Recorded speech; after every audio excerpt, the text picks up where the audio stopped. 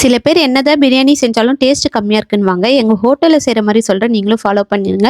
கடலெண்ணெய், நெய்யி, பட்டை, லவங்கம், வெங்காயம் இதெல்லாம் போட்டு நல்லா வதக்கி எடுத்துருங்க. ரொம்ப ரொம்ப டேஸ்ட்டா இருக்கும். அதுக்கப்புறம் பச்சை மிளகா ஒரு 10, 15 பச்சை மிளகா கீறக்கூடாது. அப்படியே போட்டுருங்க.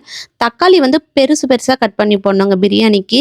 அந்த மாரி போட்டு நல்லா வதக்கி எடுத்துருங்க. இஞ்சி பூண்டு பேஸ்ட் வந்து இஞ்சி அதிகம் இருக்கக்கூடாது. பூண்டு தான் ஜாஸ்தியா இருக்கணும். அப்புறம் கல் உப்பு இதெல்லாம் போட்டு நல்லா வதக்கி எடுத்துருங்க. செம்ம டேஸ்ட்டா இருக்கும். அப்புறம் எண்ணெய் வெளியில வந்தோனே இந்த வெறும் மிளகாத்தூள் உங்களுக்கு காரம் எவ்வளவோ அந்த அளவுக்கு நீங்க காரம் போட்டு நல்லா வதக்கி எடுத்துருங்க. அதுக்கப்புறம் முக்கியமா கர்ட் போடணும்.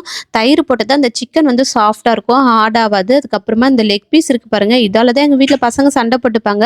பரவால்ல 2 லெக் பீஸ் இருக்கு. 2 பசங்களும் சண்டை போடாம ஒழுங்கா சாப்பிட்டுருவாங்க. பிரியாணி இன்னைக்கு ஹேப்பியாவே நானும் சாப்பிடலாம்.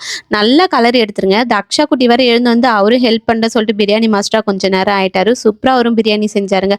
இந்த டைம்ல நான் கொஞ்சோண்டு புதினா போட்டுட்டு அப்படியே ஸ்லோல வச்சு மூடி எடுத்துட்டேங்க. இந்த எண்ணெய்லாம் வெளியில வந்துருச்சு. சிக்கன் ஆஃப் பாயில் ஆயிருக்கும்.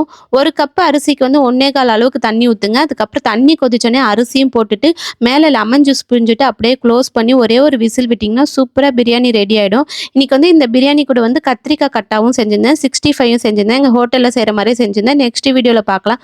இந்த வீடியோ பிடிச்சிருந்தா மறக்காம லைக் அண்ட் சப்ஸ்கிரைப் பண்ணுங்க. Okay bye.